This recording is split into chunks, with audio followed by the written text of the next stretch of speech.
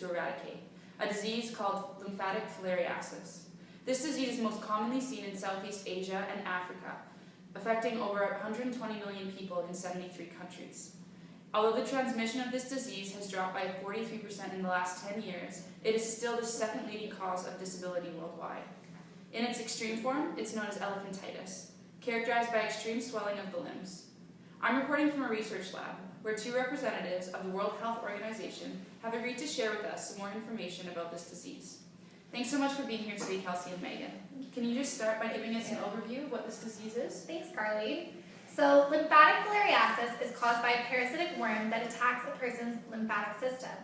The system is essential for the prevention of infections. There are 3 parasitic roundworms that cause this disease, most commonly W. bancrofti, B. malaya, and B. timori.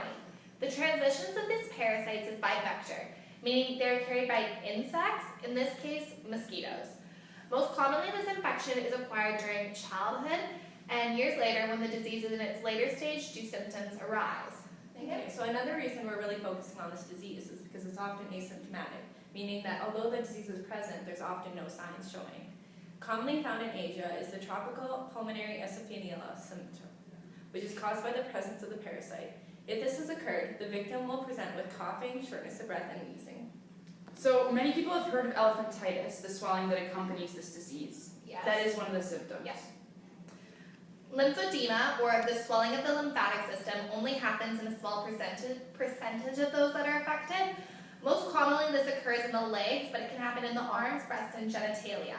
As I mentioned earlier, W. bancrofti is one type of roundworm that causes this disease.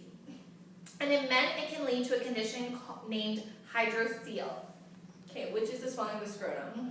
Often, once this type of swelling has occurred, the victim is at a great risk of bacterial infection due to it being hard to clean the areas, of course, once they've swelled. And it requires more regular hygiene. Yeah, and the damage of the lymphatic system, once it's done, it's pretty irreversible. Yeah. So you said this disease was carried by mosquitoes. So does that mean that individuals traveling to countries where this is a problem are at high risk? Thankfully, they have a very low risk of being infected. It takes numerous bites by infected mosquitoes to cause this disease. So the individuals that live in areas with high exposure, that's more what we're concerned about. Yeah, another thing is we don't want to distract tourists from going to this region because that's where they get most of their money from in this area. Exactly. So you're not at a very high risk at all. It's not you that we're worried about. And you said this disease damages the lymphatic system, but can you explain a little more deeply how that occurs? Well, as I mentioned, this disease is spread by mosquitoes, specifically 5 different genera. Because there are a number of genera, the mosquitoes that carry this infection are different in several countries, such as Asia, Africa, and South America. However, each type is capable of spreading the disease. Once a person has been bitten by one of these vectors, the parasitic larvae escapes the mosquito's proboscis, also known as the head, and then enters the human's body through the site of the mosquito bite. So once in the human body, these roundworms migrate to the lymphatic system, where they make their home. Here they begin to mature. Once they mature, they begin to mate. Once this has occurred, millions of microvilli, the larvae, are born into the human lymphatic system, where they begin to grow and populate. So it's quite a vicious cycle. Once somebody actually contracts the disease, they won't see the symptoms for however long, and then will keep repopulating over and over. Yeah. So I have heard these worms can live a long time in the human body, so that is true? Unfortunately, it is. These worms can live an average of 6 to 8 years inside the human body and can go undetected until symptoms become really severe, such as elephantitis. Elephantitis. How do you say that? Elephantitis. You can tell I don't work on that unit. So what's actually being done to prevent the spread of this disease? Mostly we advise people to live in this area is that the disease needs to be prevented by wearing long sleeve and pants around dusk and dawn, as well as mosquito repellent. It's also very helpful if these individuals sleep in mosquito nets, just to prevent mosquitoes from entering, and air-conditioned buildings, as they often don't like this environment. Annual mass drug dosages are also one of the greatest interventions in these communities, as they eradicate the disease and stop their transmission.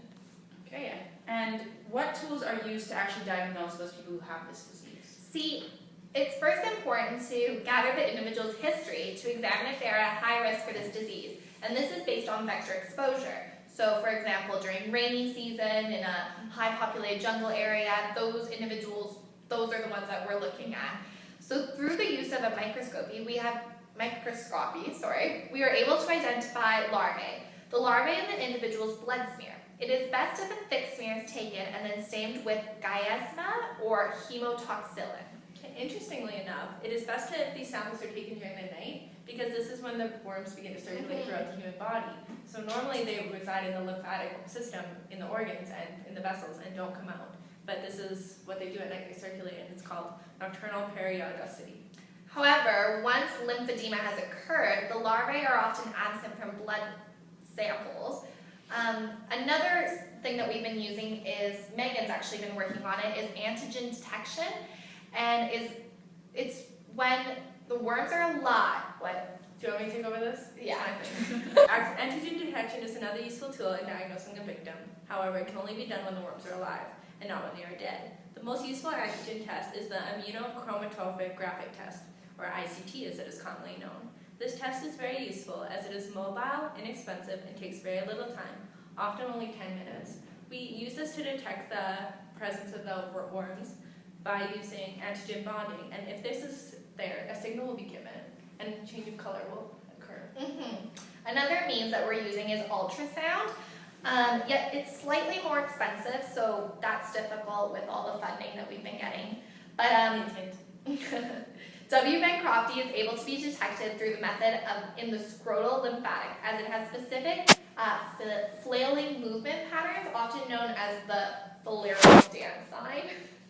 Recently, ultrasound has been used to identify Bemalea, which is one of the type of roundworms in the lymphatics of the thigh, epitrochlear region, sorry Megan, axilla, and popliteal fossa of children.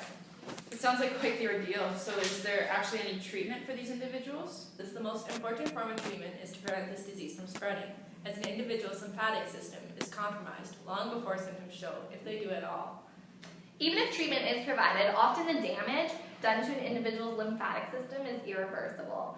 A synthetic compound called diethylcarbamazine effectively kills the larvae as well as the adult roundworm. This compound works by targeting the metabolism of the worms, causing them to become weakened and die off as their cells atrophy.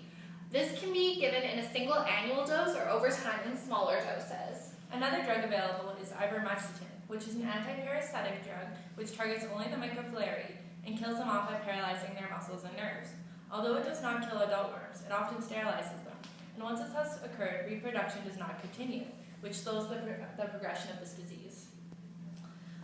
A new promising method is anti-wabacule therapy, and this is where adult roundworms, they rely on the specific bacteria for survival, and so by targeting this bacteria, we're essentially killing the roundworm's resource, so we're stopping the cycle. Usually this can be done, the drug is administered every 4, 6 to 8 weeks, and then, essentially it cuts off the life cycle, which is important.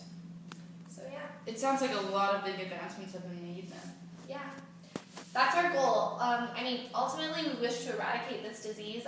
World Health Organization has made it kind of a goal of about the next 10 years to have this disease gone. Fun. And with funding, definitely a possibility. Hint, hint.